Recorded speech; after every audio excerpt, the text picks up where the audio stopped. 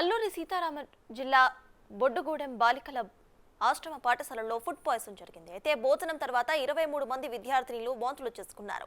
ఆ తర్వాత అస్వస్థతకు గురయ్యారు. దీంతో వెంటనే బాధితులను ఏడుగుర్రాలపల్లి హాస్పిటల్కి తరలించారు. ఫుడ్ పాయిజన్ జరగడానికి కారణాలైతే తెలియాల్సి ఉంది. పిల్లల ఆరోగ్యం తల్లిదండ్రులు ఆందోళన వ్యక్తం చేస్తున్నారు. పంపించారు సార్, మేడం గారితో ఆంటీ వాళ్ళతో వచ్చేసాను సార్. ఇక్కడ సరిగా అనిపించింది సార్. అయితే నేను జ్వరం వస్తుందేమో అని టెస్ట్ రాయకుండా అలా ఉండిపోయాను సార్. 5 దినము జ్వరం వచ్చేసింది సార్. అక్కడ పనుకున్నాను సార్. అక్కడ ఆయన మేడం గారు చెప్పేమన్నా భయం వచ్చేసింది సార్. చెప్పలేదు సార్, పిల్లలు చెప్పారు సార్. మేడం గారు పంపించారు సార్. మేడం గారితో ఆంటీ వాళ్ళతో వచ్చేసాను సార్.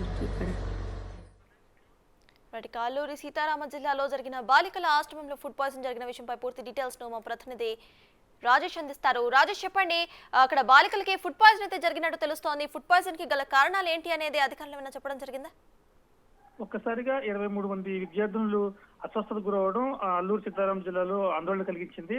నిన్న రాత్రి జరిగిన భోజనంలో ఫుడ్ పాయిజన్ అయినట్లుగా గుర్తించారు. అంటే నిన్న రాత్రి భోజనం చేసిన తర్వాత నిద్రపోయిన తర్వాత అర్ధరాత్రి 12 గంటల సమయంలో ఒక్కొక్కరిగా కడుపు నొప్పి రావడం, వాంతులు కావడంతో మొత్తం అంచుమించుగా 23 మంది పిల్లలకి కూడా వాంతులు కావడంతో ఒకసారిగా ఆందోళన వ్యక్తమైంది. వెంటనే దగ్గరలో ఉన్న సిబ్బంది 108కి సమాచారం ఇవ్వడం, స్థానికంగా ఉన్న బొడ్డుగూడ ఈ ఆశ్రమ పాఠశాల నుంచి ఏడుగురాలపల్లి ఆసుపత్రికి తరలించారు.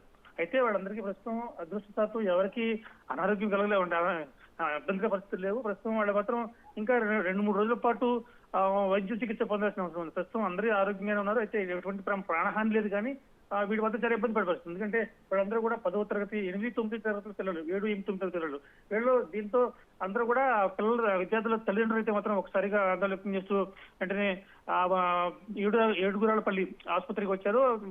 అక్కడ డాక్టర్లు కూడా ప్రత్యేక వైద్యం అందిస్తున్నారు. ఇక్కడ 23 మంది పిల్లలకి కూడా వీళ్ళు 3 పరిస్థితి కాస్త ఎక్కువగా ఉంది. మిగతా 23 మంది కూడా సురక్షితంగానే ఉన్నారు. వాళ్ళకి మరొక సాయంత్రం 4 గంటలలోపు పూర్తిగా కోలుకుంటారని చెప్తారు. మరో ముగ్గురు మాత్రం ఇంకో 24 గంటల పాటు అబ్జర్వేషన్ లో ఉంచాలని చెప్పి డాక్టర్లు చెప్తారు. ఏది ఏమైనా ఈ ఘటన మాత్రం ఒక్కసారిగా కలిసివేసింది. గతంలో కూడా ఇటువంటి సంఘటనలు పలుసార్లు చోటు చేసుకున్నాం. స్థానిక అధికారులపై అక్కడ అటువంటి పరిస్థితి పునరావృతం కాకుండా చూడాలని చెప్పి గిరిజనులు అయితే ఆందోళన వ్యక్తం చేస్తున్నారు. ఇటువంటి పరిస్థితి కోసం ఇప్పటికే జిల్లా వైద్య శాఖ అధికారి ఆధ్వర్యంలో ఒక టీం అయితే అక్కడ వెళ్ళినట్టు తెలుస్తుంది. ఎలా జరిగింది ఏంటి అసలు అంటే రాత్రి తిన్నది మజ్జిగన్నం తిన్నది ఎక్కువగా, అయితే సాంబార్ అన్నం ఈ రెండుగా తిన్న దాంట్లో ఇది ఎక్కడ ఫుడ్ పాయిజన్ అయిందనే విషయాన్ని డాక్టర్ అయితే పరిశీలిస్తున్నారు. ఏది ఏమైనా కానీ ఆ సంబంధిత సిబ్బందిపై చర్యలు తీసుకోవాలని చెప్పి విద్యార్థుల తల్లిదండ్రులు అయితే డిమాండ్ చేస్తున్న పరిస్థితి కనపడుతుంది. సత్తాజ్. Right, thank you Rajesh.